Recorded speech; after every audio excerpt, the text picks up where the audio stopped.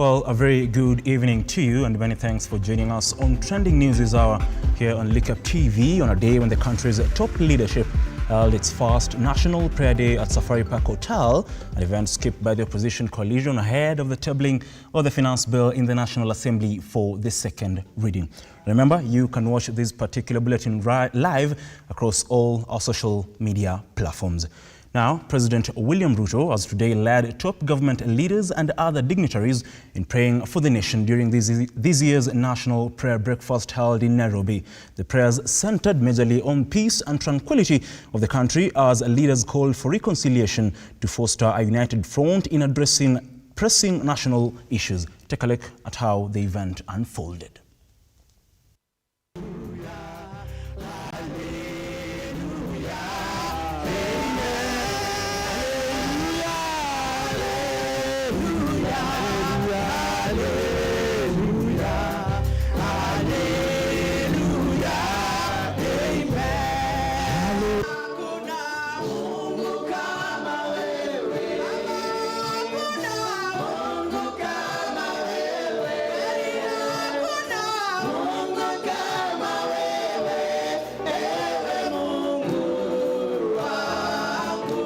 Democracy is a divine political gift which enables us to compete vigorously, as we always do, but also empowers us to reconcile our aspirations and recognize the fundamental unity of our truest aspirations in a single vision for a free, strong, prosperous, united, and secure nation. This vision cannot admit the weaponization of political differences to punish the vulnerable, prejudice the innocent, injure the hardworking, and afflict the struggling. Pursuit of political aspirations must also enhance justice, not undermine it, expand freedom, not constrict it, and must increase democracy, freedom, and security, and not promote autocracy, tyranny, impunity, destruction, or fear. He, Jesus, who cast the stars into the constellations, who made everything that we take joy in, he came to sit with us, to eat with us, to ponder with us, to be with us. And he has one great unanswered prayer. Let me read it to you. Holy Father, John's Gospel, chapter 17. I'm about to leave this world, and I am to return to be with you. And my disciples will stay here. But Holy Father, everyone you've given me, I urge you, keep them in your name, so that they will be united as one, even as we are one. God, who sent Jesus, came as one to be with us, to be reconciled with us, to bring us to reconciliation with God, and his great unanswered prayer is that we would reconcile. The theme of reconciling with God and men could not be more appropriate for our country. I want to give a testimony that the President, and ascending to the high office, has led this country in forgiveness and reconciliation. Most of us who work around him had great difficulties with that approach. But along the way, he has persuaded us, and we are now aligned that reconciliation is the way to go for the betterment of this country. Indeed, reconciliation is all we need as a country. Residents of Nanyuki town are calling on security agencies to intensify patrols within the town and its environs to curb increasing cases of insecurity. This comes after a string of several murder, rape and mugging cases that have been reported within the area.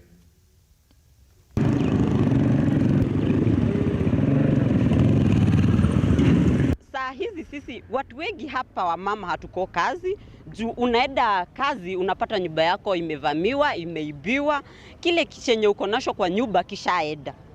ukitokea kazini uko umeshelewa, unagojewa, unanyang'anywa shenye umetafuta, ukijua venye ushumi iko juu sahi. Mambo hapa kwa ujumla, usalama iko chini kabisa, sababu kuvunja manyumba za watu, kuvamia watu usiku, kupiga watu ngeta, hiyo ni kitu iko kwa wingi. Sasa hata inabidi mtu aingie kwa nyumba mapema, sababu hata ukichelewa kidogo kununua kitunguu, unaweza kuta unavamiwa na unyang'anywa ile 20 yako, umeenda kununua kitunguu nayo. Moving forward, the bursary committees in Embu County have been put on notice by Governor Cecily Mbarire over rewarding of bursaries to close family members. Speaking during the launch of an online platform for registration and application of bursaries worth 100 million shillings, Mbarire noted that the funds will only benefit secondary schools and vocational training colleges. Tukiwa bursary committees kutoka the 20 wards za the county na waheshimiwa wote MCAs from the county assembly na ward administrators, tumekuja hapa kuzidua rasmi our bursary online registration process or program ambayo tutakuwa tunatumia digitally kuweza kuapply for bursary za watoto wetu, na pia tutakuwa tunaanzisha hiyo kazi kutoka kesho kwa wiki 2 ndio tutapatia wanafunzi wa secondary school na VTCs kwa sasa, na tunawauliza waanze. Tutaweza kutuma links za mahali utaweza kuapply. Tunataka kwenda digital ndio tuweze kuweka data za kila mtoto katika county aweze kusaidika, na tusiwe tunarudia hiyo process kila wakati. Iwe rahisi hata kufuatilia vile mtoto anaendelea kwa shule, na yule ambaye amefinyiliwa kabisa ndio tusikue watoto wametoka shule kwa sababu ya fees. Akienda nyumbani tutaweza kujua, kwa sababu system tutaweza kujua kama bado mtoto ako shuleni. Na tumezindua siku ya leo na tunaamini kwamba wazazi na watoto wataweza kuapply ndio tuweze kupatiana hiyo bursary. Wakirudi shule after 5th of July tunataka waende na checks za bursary. Tunatarajia kwamba mwaka ujao wa pesa tutaweza kuongeza hiyo fedha tuweze kupatiana kiwango ya juu kidogo, lakini kwa sababu ya vile tulikuwa tumesukumwa na mambo mingi na tukakuta kuna madeni mingi ambayo tulihitaji kulipa, ndio tuliweza kuanza mahali tumeanza, lakini next year financial year tutaongeza hiyo pesa. On to matters environmental conservation, and Kilifi County is at risk of being an environmental pollution hazard after waste holding grounds were vandalized, forcing residents to throw waste in undesignated places. Water and Environment Committee Chairperson Karisa Ngirani has noted that the Assembly passed solid waste management bill that will regulate waste disposal in the county and encourage recycling of waste materials. Tunaweka dustbin. Tukiweka ya plastic inamwagiliwa jivu ndani na chomeka. Tukiweka ya chuma, hiyo dustbin inakatwa mlango, unauza scrap. Sasa tunasaidiana namna gani? Lazima sote tushirikiane, si ndio? Kabla hujasema serikali saidia ama serikali fanya hivi, wewe umefanya nini kama mwananchi? Juzi tulipitisha motion ya kazi kwa vijana, na tunalenga hapo kuokota takataka, hiyo pia iwe kazi kwa vijana. Wakiokota kama plastic ziko kwa mahali fulani kupeleka kwa kampuni za recycle, ajira inatokea hapo na pia revenue ya county inapatikana hapo. Mwananchi atakuja ile pale ambayo tumeweka kwanza zimekuwa vandalized, mwingine umeibiwa mabati, mwingine hata hiyo pila ambayo imewekwa chuma ndani imevunjwa hiyo pila, kutolewa chuma ikauza scrap. Sasa unaona hizo changamoto ambazo tuko nazo. Kitu ambacho tumefanya ni kuhamasisha wananchi. Hii kitu tumeweka kwa ajili yenu na ni pesa yenu ambayo tumeweka hapo ndani. Unapoharibu inamaanisha tumeharibu pesa ya umma, hujaribu pesa yangu mimi kama waziri, hujaribu pesa yetu kama ya serikali peke yake. Ni pesa ya umma ambayo unaharibu. There are other programs along the coast which are going on, which are very good for crushing the plastics, for converting plastics directly into products which are usable. Tuko na sheria yetu ya solid waste management ambayo tulitengeneza ya kuhakikisha kwamba takataka zote zinahifadhiwa pale zinapotakikana kwa dump sites. Na ni the executive part hii bill ikuwe operationalized ili tuwe na mikakati mizuri ya kucollect hizi takataka na kuhakikisha pia pesa zimeingia kwa county. Communities living in Nakuru have been urged to play a proactive role in the fight against climate change. Speaking at Sobea in Rongai Sub-County during the Climate Change and Environmental Conservation Awareness organized by Fair Trade Africa, Nakuru County Assembly Majority Leader, that is Alex Kipkoech, said Kenyans must be unyielding in the pursuit of environmental justice, ensuring their daily routine contributes to the realization of a greener, more resilient and more sustainable country. Kipkoech said the move will protect the most vulnerable in the society.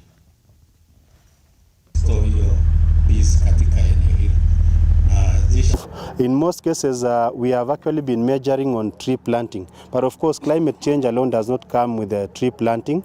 After planting these trees, we should also think of how we can be able to maintain the trees so that they're able to grow and we're able to meet the targets.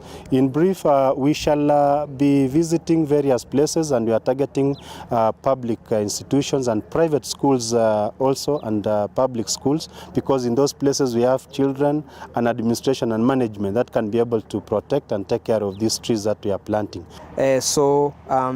Apart from factories and other things, cooking also contributes to a lot of carbon that is released into the atmosphere. That's why we as a Clean Cooking Association, we are pushing hard in collaboration, of course, with the Ministry of Energy and Petroleum to make sure that a large number of Kenyans adopt these clean cooking methods so that we can save our trees and also save the atmosphere by not releasing too much carbon in it. As an organization, we have started a program where we want to initiate a black soldier fly to our environment, whereby we have manure that comes from the black soldier fly, and also we feed the poultry using the black soldier fly larvae, which is very high in nutrients. So we are trying to help the youth and also the communities to embrace this so that they can come up with programs within their community levels to set up black soldier fly places where they can grow that, and how we are going to give them the training on how. At least 480 vulnerable households in Basa and Malkagala villages in Isiolo North have a reason to smile after Suez Solidarity through VSF Suez donated livestock pellets and cash transfers as an emergency response to support them recover from the adverse effects of the recent prolonged drought in the area. We support communities throughout East Africa to face the impact of the drought that has been going on for several years. And more specifically, one of the projects we support is a project from VSF Suisse, who is implemented, among others, in Malkagala, where we are today, to witness the activities and meet with the community. This specific project has three components. One is financial support through cash distribution. Another one is feed provision for the livestock, and the third one is veterinary services for the health of the animals. Hii chakula ni ya kukidhi hali ya dharura na ni ya miezi 6. So pesa ni ya miezi 3. Chakula ya mfugo ni ya miezi 6. So kila mtu anapata gunia 5, ile household kila nyumba anapata gunia 5 na pesa taslim 11,000 na shilingi 45 kwa kila household. Watu wa VSF tunashukuru kwa ile msaada walitupatia. Walitupatia msaada nyumba 200 katika Malkagala location, ambaye kila nyumba inapata 11,000 na 45. Tunashukuru zaidi, tunasema asanteni. On to a very sad story, and a mentally challenged widow has reportedly died from injuries sustained in a sexual assault inflicted by an unknown rapist at Simiti Village, Kisii County. Her family members have condemned the incident, accusing drug-addicted youth in the area for the horrific incident. The family is now calling on security officers to investigate the case and bring the perpetrators to book.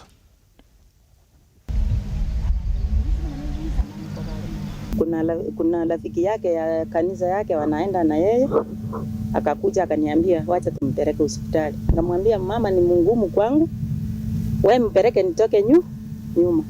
Akampeleka akaenda hospitali, akatibiwa, akaewa madawa. Sema amelipiwa. Akanipea madawa nikakuja naye. Nikampea, lakini alikuwa anakunywa siku 2. Siku ya 3 akakataa, akasema mimi nimepona. Akaanza kutembea tena. Ameenda ameacha watoto. Na hao watoto sio sawa. Wako na disability. Sasa tunaomba serikali mweza kutusaidia na hao watoto kama familia. Sisi wenyewe hatutaweza kuwalea. Mtusaidie ili hao watoto wakae mikono yetu na hao wajisikie kama wako nyumbani.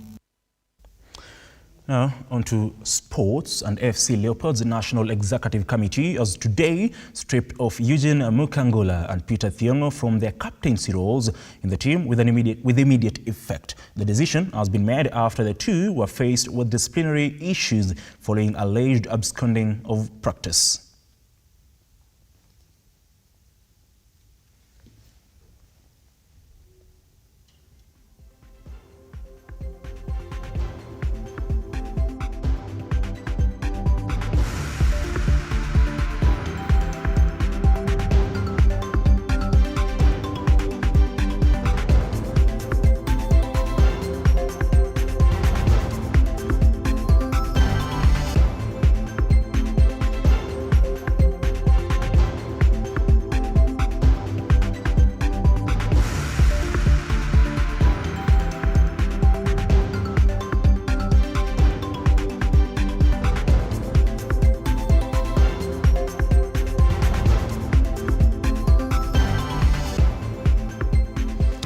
Well, just so you know, in other sporting news is that Real Madrid have agreed a deal to sign Borussia Dortmund's youngster Jude Bellingham for a record 100 million euros. By the way, Chelsea's N'Golo Kante has joined his fellow Frenchman Karim Benzema at Saudi Arabia's Al Ittihad.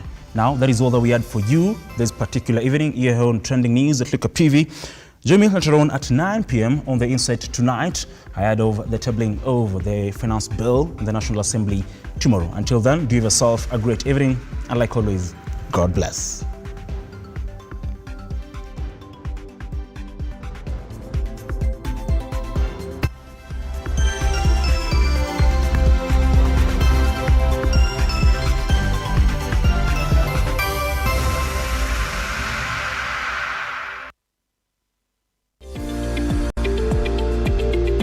We value your feedback and welcome your